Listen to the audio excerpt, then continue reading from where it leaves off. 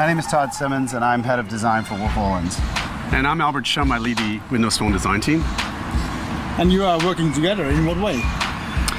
Well, constantly on projects together sometimes, but we met each other a few years back, and I represent kind of sort of the outside brand guy, and he's the inside product guy, and we've been together trying to transform Microsoft. Have you made it? It's a journey. It's a journey. We've made it a long way. Yeah. But it's never finished. But it's pretty exciting stuff that we've been working on, and it's good to see it coming together now. So if you're not working, what are you doing then? Boy, I'm usually riding my bike and eating. I think that's about it. So. I have 3 kids, so that's all I'm doing when I'm not working. So I'm always working. And so how do you like Norway? It's beautiful here. It's my second visit, and I wish I had longer, but it's a wonderful town. It's kind of like Seattle. Today, yeah. So, which is great. I really feel at home here. So what are you going to talk about today? Well, we're going to share some of our progress with Microsoft over the last couple of years especially, and hopefully tell a bit of the story people haven't heard. Yeah, a little bit about how we are, our design process, how we think about design, but also some of the things we're making. So. Do you do some breakdance or something? No, not no, a long time I definitely ago. don't dance. Yeah, that was like Flashdance days. Sing. Yeah. You can sing, yeah? I could do a Justin Bieber impression. No, not really. I'm Canadian. That's about as close as I get to Justin Bieber. You are Justin Bieber? No. Tomorrow we'll wear a glove. Yeah, Bieber fever. Exactly.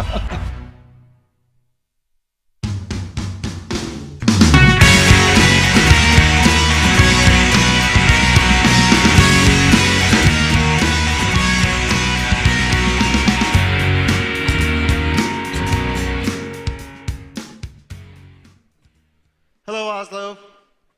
Hello. First of all, thank you very, very much for inviting us. This is kind of a rare occasion where we're able to kind of tell this story that in the technology industry ends up kind of being locked away in secret rooms for a long, long time. So this is a really good platform for us to share our progress together. Albert and I met a few years back when Wolf Olins was being introduced to Microsoft as a client. And since then, we've kind of been, he's the inside guy, I'm the outside guy, he's product, I'm brand. We share a lot of sort of kindred spirits around design. And so a lot of that work has really culminated, especially in the last couple of years. So what we wanted to do today is kind of take you through a semi-linear journey over the last couple of years. And talk about the role of design as a change agent in really large organizations and pop icons like Microsoft. So you know all this already. So there's nothing micro or soft about Microsoft. We thought this would be a really fitting sort of backdrop for the whole conversation. This is Mount Rainier, which is a dormant volcano located about 20 miles from Microsoft's campus. It's a fitting metaphor for Microsoft itself. It's a behemoth made up of many, many different businesses. And the scale of it is just enormous. And so it's very, very difficult to create change in such a large organization, as you know. And we're going to talk about a few of the ingredients we've been using to do so. So we'll use the mountain reference many times. It's a big time, really, for Microsoft. I don't know if you've been paying attention lately, but there was a big year last year. A lot of new product, a lot of change going on. We're going to talk about some of those new products and experiences in a second. There's also a lot of organizational change happening. Big expansion plans, Microsoft stores, expansions into more parts of the world. They're also making some really big bets. So it's a big stage for Microsoft to be on. And with that comes a certain amount of risk that's going on, some risk taking. You can't really do innovation without taking risks, right? There's this great quote that I use all the time that I heard this guy say, a professor in the States, that you can never prove innovation. It's impossible. If you could, you certainly wouldn't be doing anything new. So that's sort of what's going on at Microsoft. There's some big bets, but hopefully some bigger rewards. So why is it hard? Well, I mean, come on. Microsoft's been kind of a little bit of a whipping boy over the last few years in the tech industry. And what's happening is really a big battle between ecosystems. So, you know, you belong to an Apple universe, as many of us probably do in this room, or a Google universe, or a Microsoft or Windows universe, or now emerging Intel ecosystem, or a Samsung ecosystem. Everybody's kind of after the account. That's kind of the key. Also, it's a very, very competitive space to be in. It's very fast moving, and speed to market is a huge challenge, creating continuous innovation all of the time and much shorter spans. Whereas in the past, it's been possible to kind of work on something for years and then release it. Now it's incrementally being innovated on all the time. So on the brand side of things, it's hard because Microsoft's made up of many, many different businesses, many multi-billion-dollar businesses all by themselves.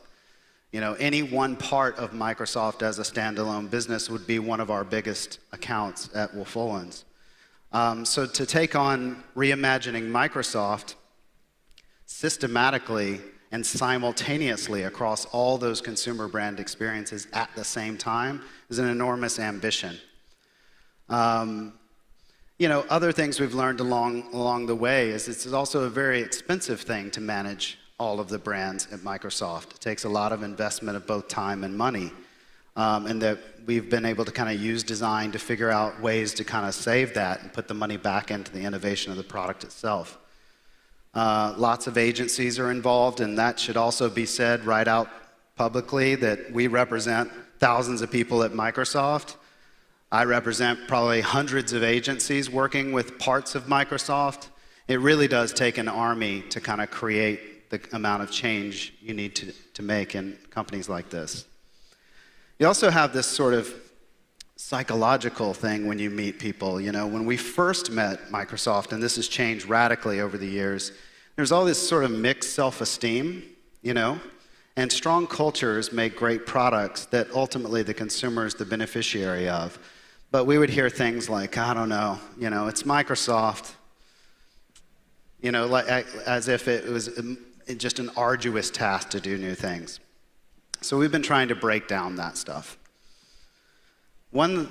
Several ingredients we've been using. One of the things we realized when we first met people like Albert and team and others is that the brand Microsoft that we all have a certain impression about and the people we've met and worked with could not be more disconnected. It's an amazing company full of extremely smart people doing radically new things. And so we thought, God, forget consumers. Let's just try to create a better brand for the people that work there. You know, we'll start there. The scale is also something that Microsoft's always been pretty shy about, or more recently shy about, and we think that's actually a really strong advantage. You know, it carries with it, you know, a lot of opportunity and a certain responsibility in the world too, as a leader in technology and how it plays into the lives of people. Incredible history. This is one of the most, you know, groundbreaking, remarkable entrepreneurial stories of all time. It's also kind of a bit of pop culture, at least that's the way I think about it, working on it. You know, the nerds won. You know, the war is over.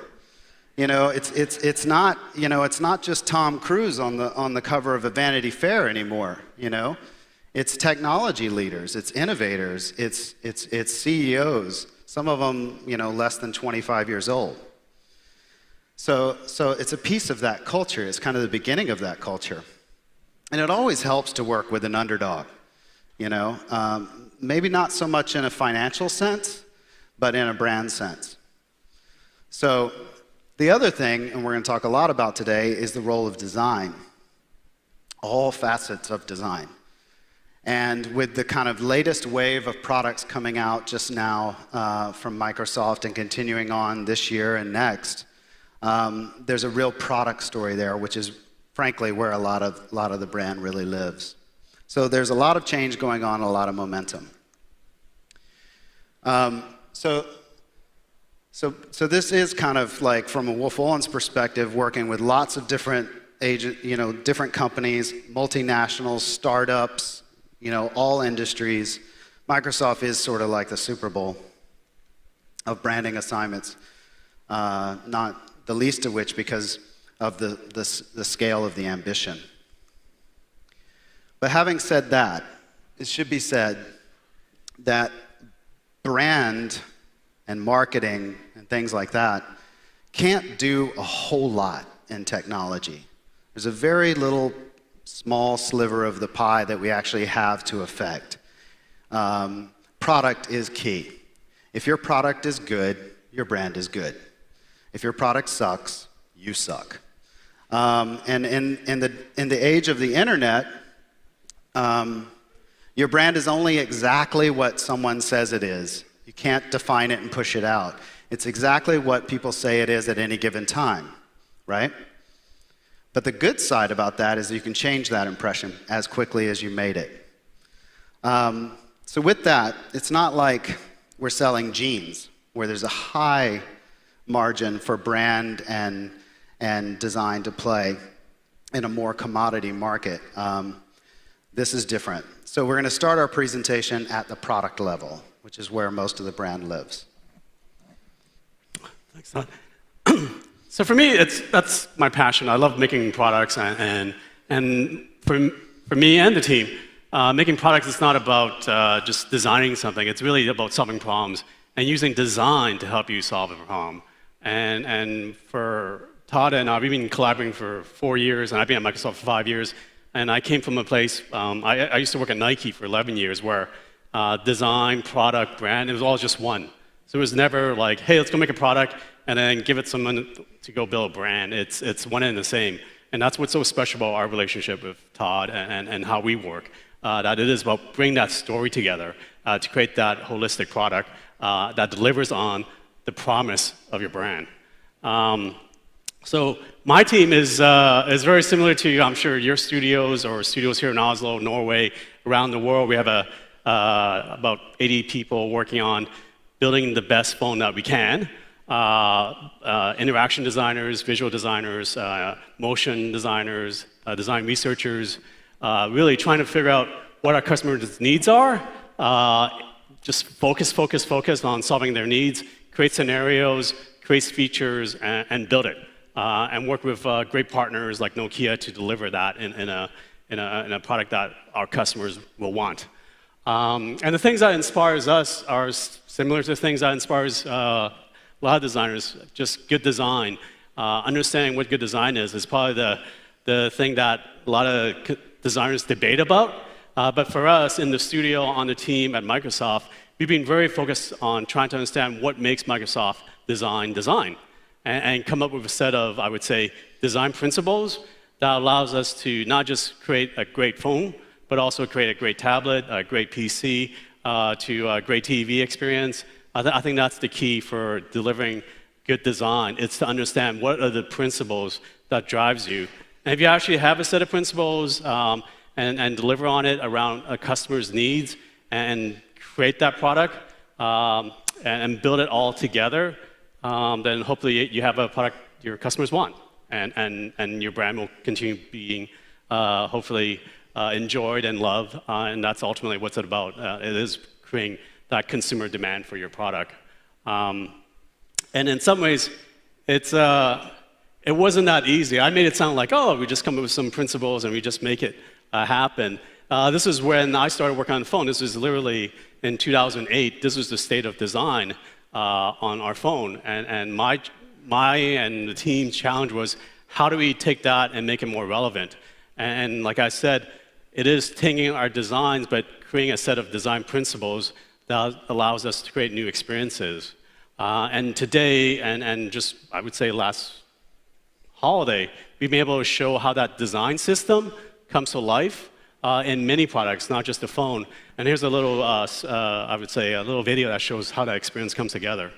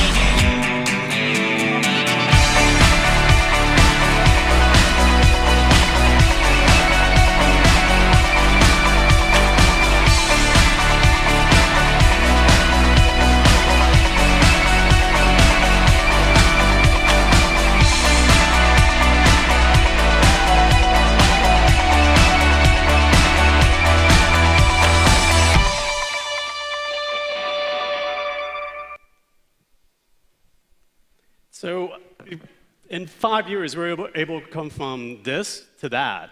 And you probably, like Todd was saying, there's a lot of things you have to work on.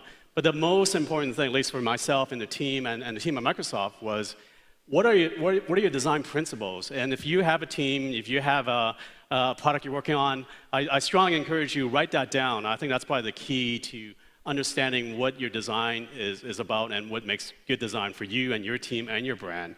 And if you write that down, if you make it come to life in your products, then you're able to change. And that's probably the big key takeaway for me on the product side, is that principles, you can argue, you can debate, but they're principles. And that allows you to make decisions, allows you to take design, not just an opinion, which is like, hey, I like that design, I don't like that design. I think that doesn't really work in today where you're building a very complex product like the mobile phone. You gotta have design principle that stands the test of time and that represents something more than just words. You have to deliver it in the product. And these are the principles I'm going to present to you that we use not just on the phone, but throughout the company to express what is design for us, what is really important, and how do we actually make some of the design decisions. With that, our first principle is this idea of pride and craftsmanship.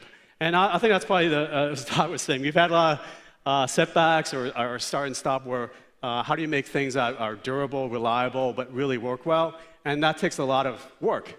And it's also something that we want to stand for. We want to be proud of the product that we create. And pride and craftsmanship is that. It's taking responsibility as designers to make sure you deliver the best possible product with high quality, but that attention to detail, to the very last pixel, to the very tiny millimeters, to that last change is expressed in this principle. And I think a lot of companies look at themselves as either software or hardware. We're actually going through that big change where we're not just about software, we do also make devices, and Xbox really exemplifies that. That pride and craftsmanship is not just in the software, it's in everything that we make. And there's a little video that shows that principle come to life in a new product that we just launched.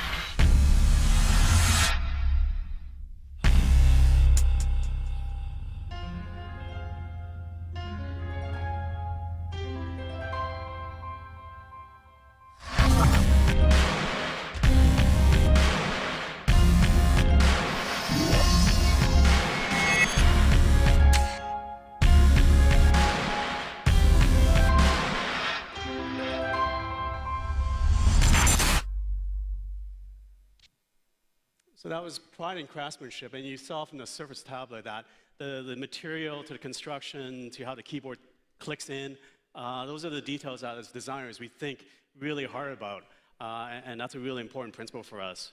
The other principle that hasn't been mentioned a lot in terms of, especially in UI design, is this idea of fast and fluid. It's a principle where we want content and all the information that comes to you on your phone, on your tablet, just comes to life. How do you make something really responsive? It takes a lot of hard work, and it takes a lot of engineering. And if you do it well, then you don't really think about the UI at all. The UI just disappears. When you touch something, it just automatically happens. That's the magic. And for us, that was a key principle to deliver that magic with a very fast and fluid experience. I can't feel your bones, but I can see them. I've been up and I don't sleep enough. And I know we don't talk as much, but I can hear your voice on the phone when you're up all alone in your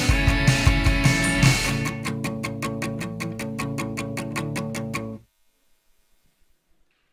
The next principle is this idea of authentically digital. And it sounds very geeky term, but in some ways, technology has trapped us where we're using a phone like we would use a phone from 10 years ago, where in reality, most mobile phones, you don't even make phone calls anymore. And so the digital experiences are actually transforming how we actually behave and interact with information. And I think this is the part where I think now all devices are connected, and how do we make that experience come to life in a way that's authentic, that's real, that's not trying to replicate something that's not. That's what I mean by authentically digital. And here's a little snapshot of that. There's a lot of people in my life. Heck, there's a lot of people in the world, and they all have something to say. Many have some sort of advice. So much advice. Some of that advice is really useful. Some of the advice, I actually want to get face to face. Some of the advice I sorely need. And some of the advice, I always follow. I often get asked for advice, but not all the time. But there's one piece of advice I'd give to everyone. That's me, and this is my Windows Phone. So when we say authentically digital, that's authentic. It's Steve's phone, and you see that come to life through all the things that he cares about, from his wife to the meetings that he has to the calendar with spending time with his family. So that's a key part of how we also want to design an experience that's only uniquely Microsoft.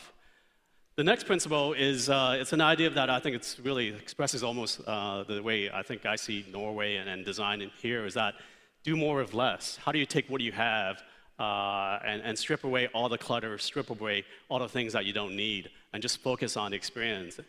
For UX designers, we've been kind of stuck in the last 10, 20 years of making icons look prettier, where reality is most icons, all they are just buttons. And we need to get away from that to representing information, representing content. So that was another key design principle for how we articulated express our experience.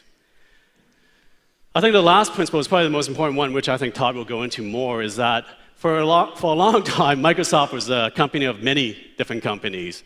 And if you look at Microsoft, you think of Microsoft not just as Windows, but it's Office, it's Xbox, it's Skype, it's Yammer, it's Windows Phone. There's so many amazing pieces to the company, our experiences and products.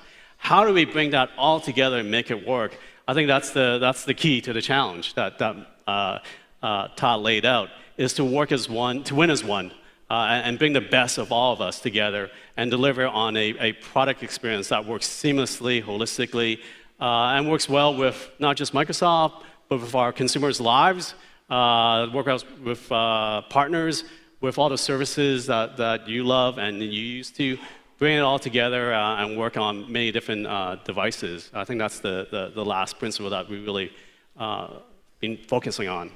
So with that,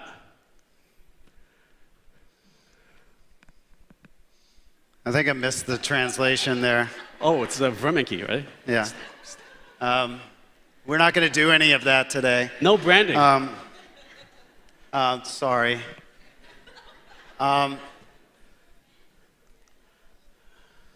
So this is an analogy I use around campus all the time as I go around and pick different fruit.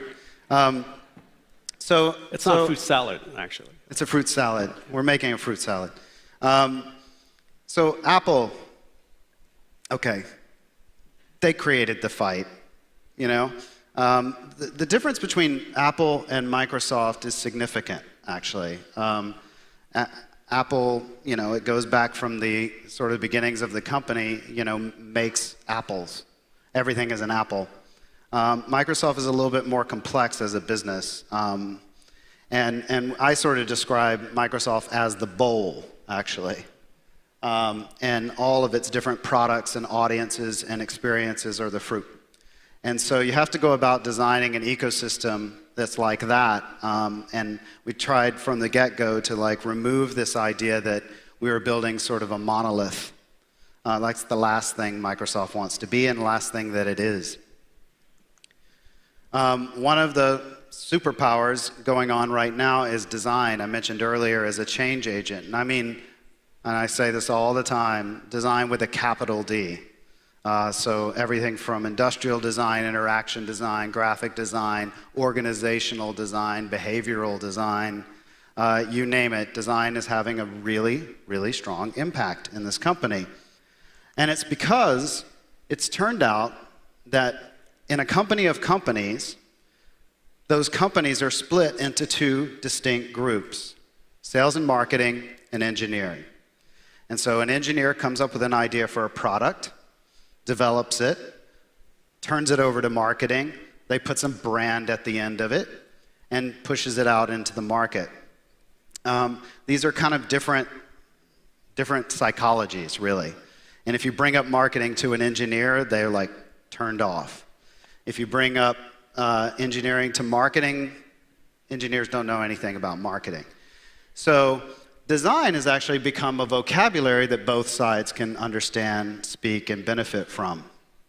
And so therefore, we're trying to work on getting brand to really align to the product. Like I said, in that space, that's what's key. So brand shouldn't deviate too far.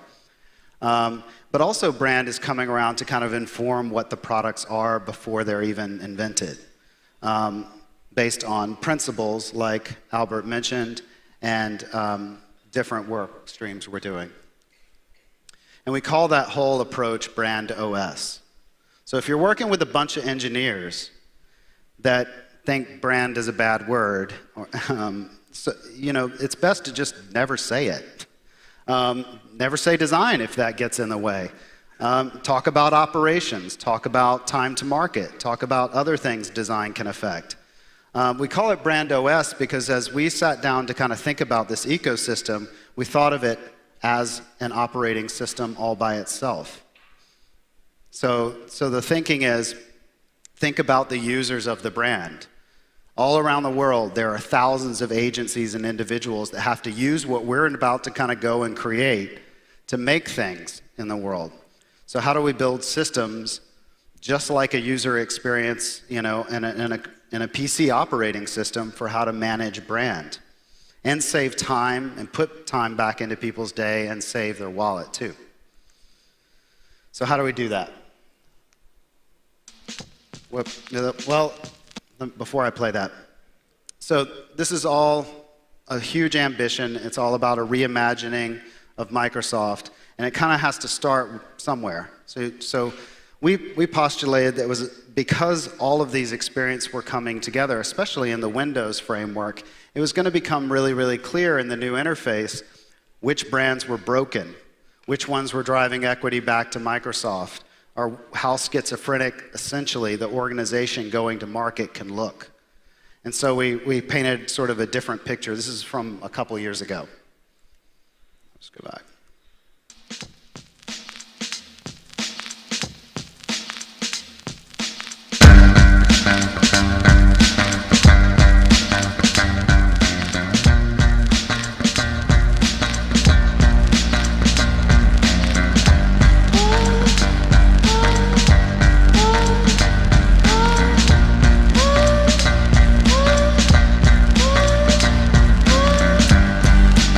Lucy's on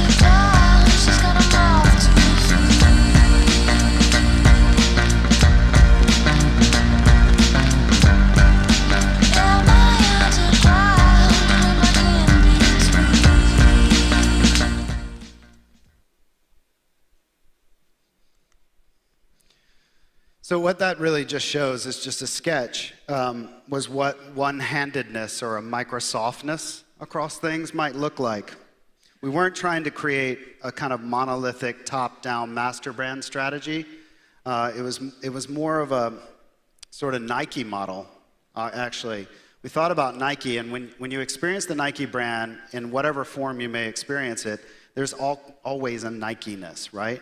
You can see it. You can certainly see it without the logo.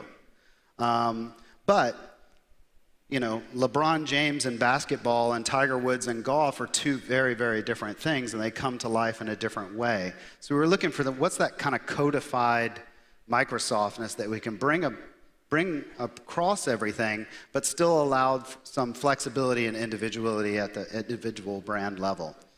We also knew that we wouldn't be able to change a single thing if we weren't able to change Windows. And obviously, product was our guide on that.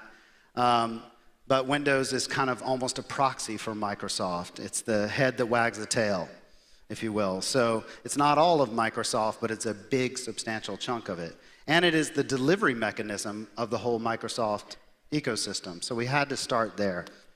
The risk that we mentioned earlier is that Windows has over 1 billion people using it right now. I make the joke that probably more people see and experience the world through Windows, than actually look out of a window some days.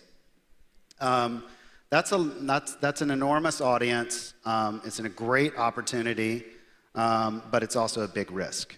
Change and radical change, as it's been made, is a risk. And so we knew we had to kind of get beyond just the OS and create a new system that was going to stick around for a while. You know, they were in the habit of kind of version branding, I called it, where it's just like if there was a new product, you just throw it all up in the air again and put the logo on it. Instead, kind of create something that was a little bit more living, that would get better over time. And we had to get the behaviors of the brand to change. You know, go from, you know, more of a sales mentality to more seduction, letting the product speak for itself. Also being in the habit of, like, again, long development times, big releases, trough of interest, right? So how do you kind of create a continuous relationship with consumers that can kind of mind the gap, if you will? And how can you kind of go from being this ubiquitous product that oftentimes people aren't even choosing to being something a little bit more worldly or universal? You know, having 1 billion people use your product should kind of turn the window around and give you an insight into the way sort of people operate in the world. And one of the guiding thoughts we had around sort of Windows was opening a wider world to possibilities. It's a consumer proposition. It's kind of just something more internal, but it also meant, how do we make Windows a brand that can do many, many more things and is in the world than just simply making software as an operating system. And we used sort of 3 main drivers, or beliefs. First of all, we used the design principles that Albert was talking about. As a designer, sounded good to me. You've got a typeface, some colors, an approach to photography. We'll use all that and see if we can just cut it a little bit differently, not challenge that stuff. It was going in the product, why shouldn't it be in the brand? But more philosophically is the belief that people are the most advanced technology. People are the innovators, not technology in and of itself. So we wanted to aim the brand, the Windows brand, squarely at people and make that very, very clear, and very big shift from the past. The other is mass doesn't mean mediocre. You cannot deal with sort of least common denominator solutions, and scale is both an opportunity and to some extent a responsibility for a company of this size and a product of this size. And we didn't want to lose some things that are a part of the Windows DNA, the openness on which it was founded, the sort of colorfulness of the brand and diversity. We don't mean literal color, but just colorfulness. So those are the things that drove us. And this is sort of a sketch we did of that kind of captured sort of the idea of the brand system. which was Windows as this really pliable, do with it what you will, stretch it, bend it, shake it, rock your own world as you see fit kind of product. And whenever we do these kind of brand worlds, we call them, we always do some kind of concept film that sort of captures the spirit of it. And this was the Windows one.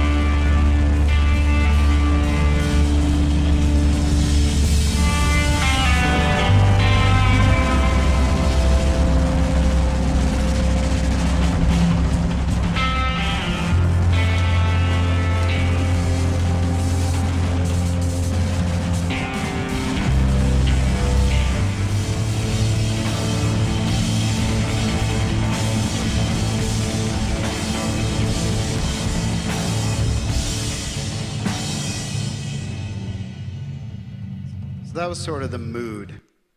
And this is how it came to life. Not trying to mimic the product, but enhance the overall experience, add another dimension or layer to it.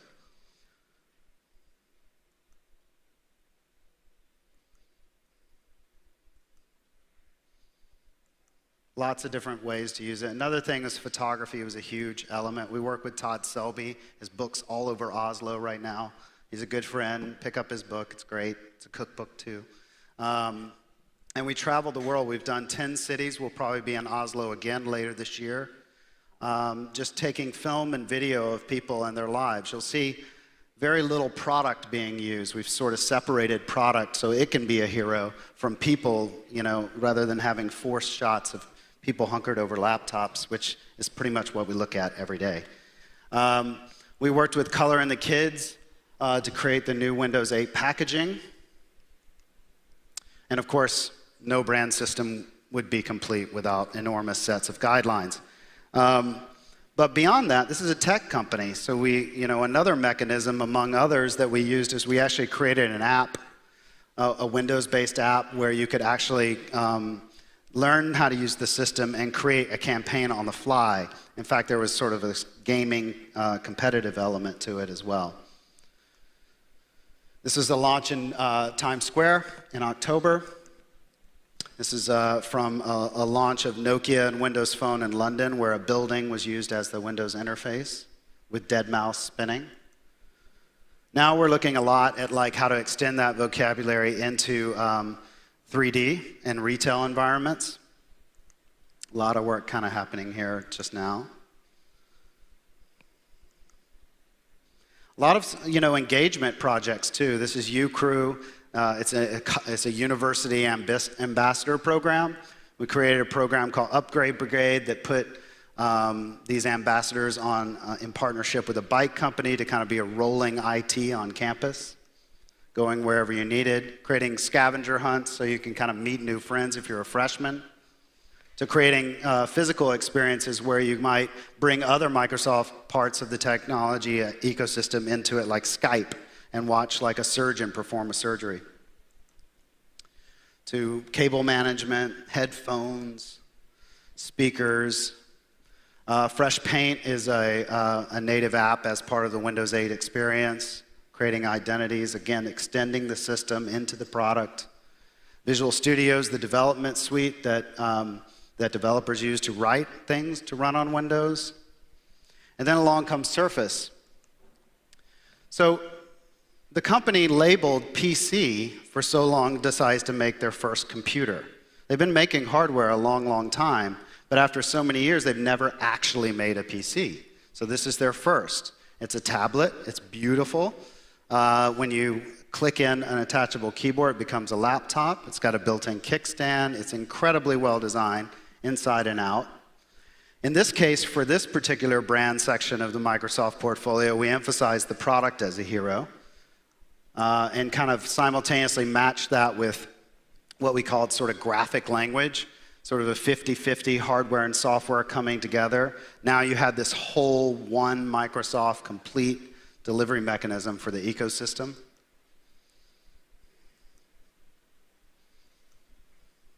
Language being a huge part of it, not just the visual, but the verbal identity.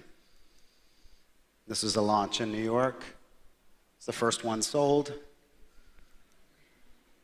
And Office. So Office is another behemoth, multi-billion-dollar business a year thing that we all use. Also tons of users. Some big significant differences between Windows and Office, though, is it's a suite and it comes with a lot of services, and it's platform agnostic, so you don't have to have a PC to use Office. It's mobile, it runs on Android, it runs on iOS. So it's a little bit more multifaceted. And it's a pretty buttoned-up organization. If you haven't seen the video, The Future of Productivity from Microsoft Office, definitely write it down and look it up on the internet and watch it. It's an amazing, amazing video that was done a couple of years ago with technology that all exists today. So it kind of gives you a taste of where Microsoft is going. And the driving idea here was how to make life work better. There's no real difference between what's personal and what's professional anymore. They're completely blended. So whether you have a high-performance professional goal or a personal passion, you can use Office to help you.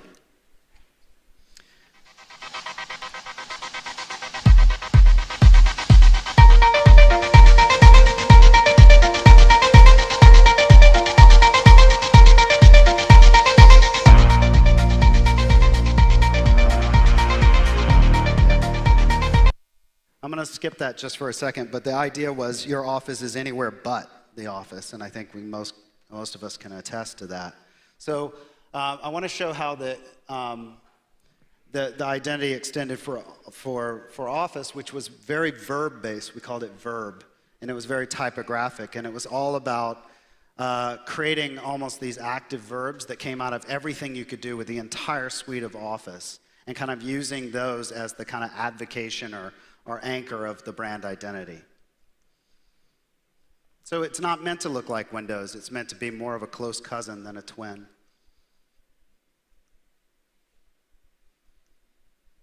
And tools again. This is my favorite part, though. The entire brand came back delivered as an Excel sheet. It was all language-based, categorized, translated around the world. Other brands are coming along, too. You know, Bing, Skype, Yammer, Xbox, everything is under development as well. And then there's Microsoft itself, and we're still constantly trying to figure out how to put a consumer face on this brand as an ecosystem, as a set of many, many cool experiences for different people. And we're working on systems at the corporate level and the commercial level to bring that to life. So it's happening. Finally, with one more minute, I won't touch on all of these. You know, great client relationships, you learn as much as you offer. And this one's been a giant, enormous, career-altering kind of experience for me. And a few things that stand out is design is input, not output. I'm preaching to the choir here. But also, you know, patience and time can be a huge design element. You can have enough good ideas, but sometimes it's not the right time for them. So you have to kind of wait for it, and then it happens. So embrace the crooked path. You can't write a piece of code that's going to get you through such a long-haul project. Also, love your fellow agency.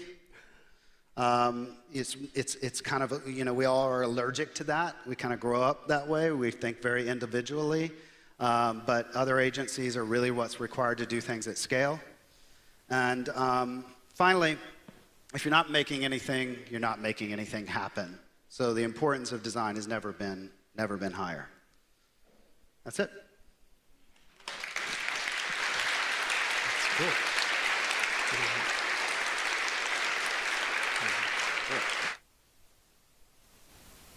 Thank you, guys.